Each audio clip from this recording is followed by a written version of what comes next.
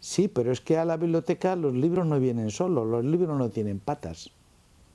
Entonces aquí hay un monje o dos que son los bibliotecarios y estos señores, pues antes por carta, por teléfono, ahora por internet. Entonces estos monjes, aparte de que están capacitados, están en contacto con muchas bibliotecas del mundo. Estos monjes saben idiomas y por lo tanto pueden pedir libros a otras editoriales. Eso es lo que tristemente nuestra sociedad se ha comido, ¿eh? Es decir, en vez de poner una cultura democráticamente al servicio de todos, lo que ha hecho ha sido pues vender elementos culturales. Yo a veces he llamado a algunos programas de radio, de televisión, porque mucha publicidad es engañosa, ¿eh? Cómprese usted un ordenador y descargue usted incunables de una biblioteca. Mire, no. Primero, que yo sepa, todavía incunables no se pueden descargar de una biblioteca. Usted puede descargar muchos libros en Google, pero todavía son de muy poca calidad. Se va haciendo mucho trabajo, hay muy buenas páginas. Yo en la revista que dirijo de Cistercian hemos publicado hace un par de números todo un elenco de páginas web para descargar libros, instrumentos, de la página del Patrimonio Bibliográfico Español, pero todo eso ha sufrido una gran transformación en los últimos años. Eso supone también tener buenos equipos rápidos. Bueno, pues todos los libros que se descargan en Google, que son muchos, son de mala calidad. ¿Por qué? Porque son los libros que no tienen y no pagan derechos. Pero si tú te quieres descargar algunos libros importantes, como el Codex Granatensis, por ejemplo, pues no lo vas a descargar así por las buenas. Es decir, no, tienes que ir a la Biblioteca Nacional, pedirlo, pagar. Cada vez funciona mejor los servicios de las bibliotecas nacionales, los servicios de reprografía, pero todo eso exige también en educación, eso no se da así gratis por las buenas, ¿no? Y en ese sentido es donde los monjes, pues para eso disfrutan de esos medios, de ese tiempo. De los tiempos y tal, han sido capaces pues de sobreponerse. Me da la sensación que es su capacidad de adaptación, ¿no? a cada continuo desafío. Claro. Si me equivoco, que la clave, ¿cuál podría ser la cultura? Bueno, es la cultura, es la constancia, es la perseverancia. Por ejemplo, yo le suelo decir a las personas cuando hablo, incluso en los monasterios, ¿no?, que los monjes, como cualquier otro tipo de sociedad, porque es decir, hablamos de los monjes, pues ahora porque toca hablar de los monjes, pero como me he dicho antes, pues hay personas, hay entidades, hay organizaciones que apenas se conocen, se saben, pero son extraordinariamente, digamos, en este sentido, pues admirables y fecundas, ¿no?, y que han desempeñado un trabajo, pues si desempeñan en la sociedad tremendo, y nadie les da medallas, ni nadie les da premios, ni gratificaciones, porque como ahora pues todo es, digamos, un circo político. Entonces los monjes han tenido pestes, han tenido persecuciones, los han quemado a ellos, a los monasterios, han desaparecido en un sitio, han aparecido en otro. Entonces los monjes de lo que siempre han dado una gran capacidad es de adaptación. Dicen, es que los cistercienses inventaron o crearon el gótico. No, los cistercienses se adaptaron a un sistema de construcción que en el siglo XIII pues rompió todo el esquema románico. Entonces, si vas al historiador del arte, pues te dirá, no, es que el románico responde no solamente a un sistema de construir, sino a un sistema teológico y de concebir la vida, ¿eh? No es lo mismo la escultura del románico que la escultura del gótico. ¿Por qué? Porque la antropología del siglo XII y la antropología del siglo XIII es distinta. En el siglo XII el hombre es eminentemente pesimista, todavía está sobre el milenarismo pendiente que se va a acabar el mundo, y el hombre del siglo XIII, XIV es un hombre que ya se empieza a estilizar, ¿eh? Se hace ya mucho más delgadito, más fino, más cuidadoso. ¿Por qué? Porque el hombre pues se empieza a cultivar, ya no es el rudo campesino del tiempo, sino que es el ciudadano que viste bien y que le gustan las cosas finas, y por lo tanto le va más el gótico que la tosquedad del románico, ¿no? En todos los cistercienses, bueno, pues nacen en un momento en que el gótico se empieza a desarrollar. Dicen, hombre, a mí esto de que entre luz en la iglesia, pues me gusta más que esas iglesias tan oscuras del románico en las que no se puede casi ni rezar, que está todo el día con las velas encendidas, ¿no? En España, ¿cuándo se empieza a escribir y cuándo se empieza a hacer poesía? Pues cuando dejamos de liarnos a tortas con los moros, o con los musulmanes, o con los árabes, como lo queramos llamar. Es decir, mientras estamos empleados en la Reconquista, pues los únicos sitios donde se escribe son los monasterios. Y si analizamos la historia de España, desde la Jura de Santa Gadea, lo que queramos, ¿dónde se realizaban todos los actos sociales y políticos? En los monasterios, porque era donde estaban los hermanos de los guerreros, los tíos, los primos, los abuelos, y entonces era el único lugar donde la gente sabía escribir y donde se podían guardar con seguridad los documentos. Por lo tanto, los monasterios, además de ser lugares de cultura, eran notarías. Es decir, eso que decíamos antes, es decir, cada sociedad pues produce sus propios elementos, digamos, de subsistencia. Entonces, siempre habrá una presión social sobre determinados individuos, que hay determinados individuos que dicen, mira, el que quiera vivir así, que viva, yo no quiero vivir así. Bueno, pues muchas personas en el monacato han dicho, hay que cultivar unos valores que no agobien, que no destruyan, que no deshagan al hombre. Y por eso se mantienen, porque esa semilla, digamos, no muere nunca en el corazón humano. Es un poco de revolución silenciosa, ¿no? Efectivamente, en todas las culturas el monacato, los movimientos espirituales, los movimientos religiosos, ciertos movimientos políticos, son, como decía antes, ese revulsivo de sobrevivencia, de saber sobrevivir. La rapidez con que se ha, digamos, divulgado esto, bueno, pues sitúa a todos estos movimientos en una situación difícil, porque, en primer lugar, movimientos como el monacato, pues no hacen propaganda, hacen una cierta propaganda, que es la propaganda de estar, hay publicaciones, hay cosas. Lo que pasa es que lo que ellos anuncian, a diferencia de siglos pasados, anuncian, entre comillas, queda mucho más diluido por otras ofertas que hay a nivel social. Es decir, en el siglo XII, pues cuando el Camino de Santiago, pues no había más hospitales que los de los monasterios. Pues hay mucha gente que dice, bueno, ¿y por qué Cóbreces concretamente? Allí está aquella iglesia, mire usted, entre Cóbreces y Potes, entre Santillana y Potes, había un cementerio de peregrinos y había un hospital de peregrinos que da la casualidad que estaba en Cóbreces. ¿Por qué? Porque había una norma del Camino de Santiago, era que todos los que tenían enfermedades contagiosas y pestes y disenterías no podían entrar en las ciudades para no contagiar a los demás.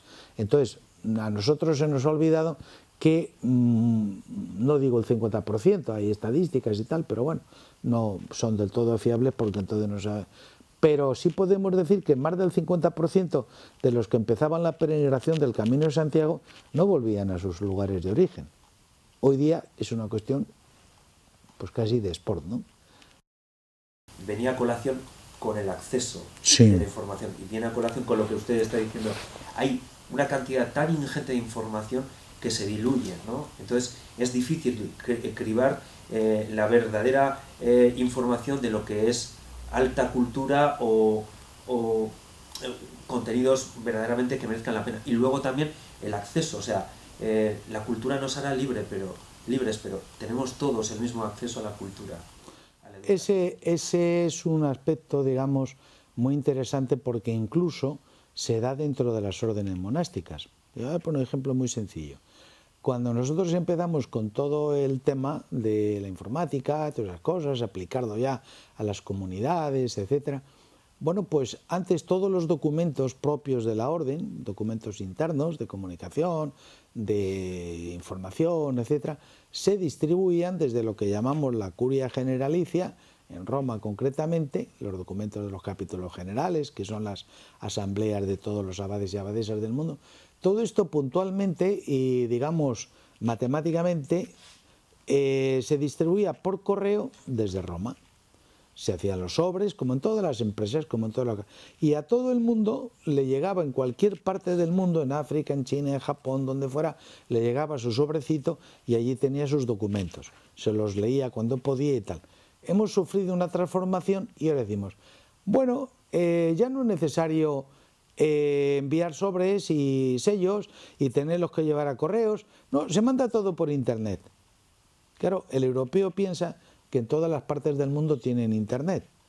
Y a veces creemos que en países del tercer mundo pues no tienen internet y están más desarrollados en cuestiones de internet que en el...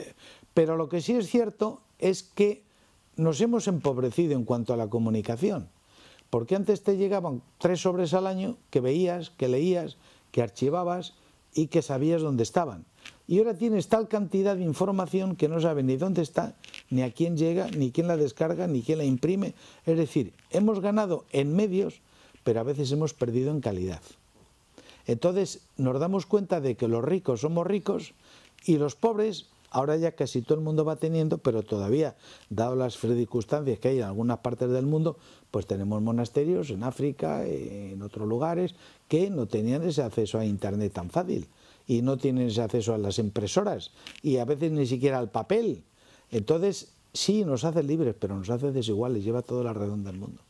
Y entonces, ¿qué pasa? Lo que le interesa, digamos, al mundo de la propaganda, al mundo, digamos, del comercio, pues es hacernos a todos iguales en cuanto al tema del consumo, pero no en darnos a todos las mismas oportunidades. ¿Por qué? Porque vamos ahí, lo estamos viendo, que cada vez en internet, a lo de gratis, pues vamos cada vez a menos. Es lo que dio origen a los monasterios, el elemento jurídico fundamental que nosotros llamamos carta de caridad. Es decir, en los tiempos medievales los monasterios seguían un régimen feudal, es decir, un monasterio importante fundaba monasterios, abría monasterios y demás, formaban corporaciones, congregaciones, pero casi cobrando tributos. Y en los monasterios que eran más ricos, más influyentes, bueno, pues tenían cierta hegemonía y poder para poder llevar a monjes de otros monasterios, con lo cual los más ricos se hacían cada vez más ricos y los más pobres cada vez más pobres. Entonces Cister dijo, no, aquí los monasterios son independientes y cada casa ayuda a la otra en la caridad. Aquí no hay servicios de pago, ni aquí tampoco hay el que un abad pueda acogerse a los monjes de un monasterio y llevárselos para el suyo porque dibujan mejor o porque saben más, etc. Pero hay otro valor muy importante que está en la regla de San Benito, que es lo que llamamos el cuarto voto de los monjes, ¿eh? Bueno, pues hoy día, según la terminología, pues dice que los monjes, como todos los religiosos, pues tienen 3 votos, que es pobreza, castidad y obediencia. San Benito tiene otro, cuarto, más importante, que es el de estabilidad. Es decir, el monje que entra en un monasterio, cuando hace la profesión, se vincula de por vida a ese monasterio. Eso es muy importante. ¿Por qué? Porque en realidad para San Benito, en toda la regla, no hay más que un voto, que es el de obediencia, y el de vivir según la regla, es decir, vivir la vida monástica, porque se supone que si vives la vida monástica eres pobre y eres célibe, ¿eh? Entonces, ¿qué pasa? Que San Benito se encuentra con un problema importante, y es que, lógicamente, el hombre medieval, la Edad Media va desde el siglo VII prácticamente, octavo hasta el XIII, bueno, pues la Edad Media es un tiempo en que la gente se mueve mucho, va de los pueblos, de las ciudades, del campo, lo vemos en las películas y lo vemos en los libros, en los pilares de la tierra, es decir, la gente se mueve buscando un lugar, había mucho desplazamiento, muchas cosas, entonces el estarse quieto en un lugar pues no era fácil, y los bárbaros que habían venido y que ocupaban el lugar de los antiguos cristianos, pues eran también tribus nómadas. Entonces San Benito se da cuenta de que no puede haber nada duradero si no hay constancia. Entonces levantar un monasterio cuesta mucho. Y más que levantar un monasterio, el hacer una comunidad, el crear un ambiente intelectual, una buena biblioteca. Entonces San Benito dice, mira, los monjes está bien que hagan un voto de estabilidad. Y además, el voto de estabilidad es importante porque te defiende del absolutismo del abad, del superior. Es decir, yo soy monje de este monasterio y el abad, si no es con mi consentimiento, no me puede mover, no me puede mandar, ni me puede enviar a otro sitio. Y si está harto de mí porque lo que sea, o me tiene manía o me tiene tirrea, pues se tiene que aguantar porque yo soy monje de este monasterio. Entonces esto es una garantía de, digamos, de estabilidad de la comunidad. Entonces, ¿qué pasa? Pues si imagínate que cada vez que se muere un monje, pues los libros que tiene, pues los distribuyese por ahí, o los diese a quien fuera, ¿no? No, cuando el monje muere, los libros que tiene y lo que ha contribuido, lo que ha hecho, se queda dentro de la comunidad, por lo tanto la biblioteca pues va creciendo cada vez más.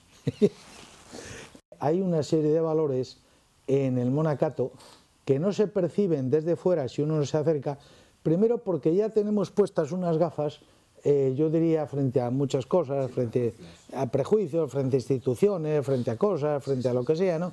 Y entonces, claro, hay aspectos que no... Entonces, ¿por qué, digamos, el monacato se mantiene y por qué el monacato persevera y por qué el monacato siempre, de una forma o de otra, pues estará ahí? Bueno, pues porque potencia estos valores que son propios de las personas para que la persona se pueda desarrollar sin esta injerencia del exterior o estos condicionamientos del capricho de un jefe, de un superior, etc. No, o sea, y por eso en el monasterio hay una normativa, lo que llamamos las reglas, las constituciones, que está incluso por encima del superior, es decir, el superior, el abad o el que nosotros elegimos para que nos gobierne.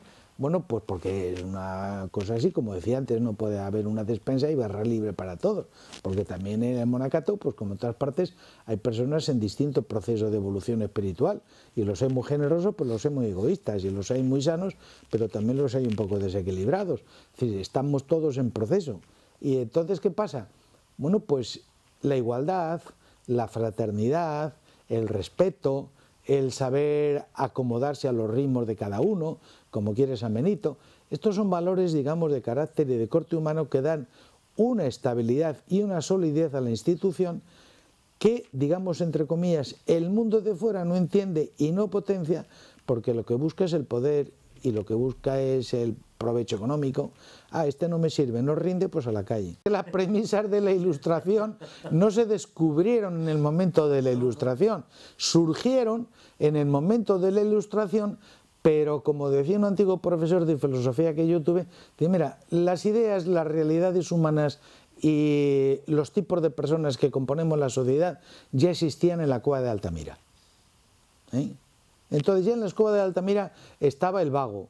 En la cueva de Altamira estaba el que creía que pintando bisontes iban a venir los bisontes. Estaba el que tenía la porra y el que le decía al artista, mira, déjate de pintar bisontes y coge la porra y sale a cazar bisontes. Y estaba la señora que estaba hasta el gorro de los que pisaban la cueva y se la manchaban toda. Y estaba hasta el gorro la señora que estaba allí y la otra no la ayudaba, que se entendía muy bien con los hombres y le decía, ayúdame a limpiar. Decía, yo no tengo por qué limpiar porque estos me alimentan, ¿no? Entonces decía, pues ya había un resumen de lo que es la humanidad. Entonces lo que pasa es que hay momentos en los que esas fórmulas, pues por una determinada, digamos, presión social o pues por cierta degradación ética o moral que hay en la humanidad, bueno, pues entonces surgen. Entonces, claro, frente al absolutismo, que es una deformación del humanismo malentendido, pues es lógico, surge la igualdad, la fraternidad y la libertad. Es decir, no se puede vivir juzgado al capricho de un señor. Bueno, pues lo que todos los movimientos religiosos hacen en las sociedades es volver esos valores fundamentales que son humanos.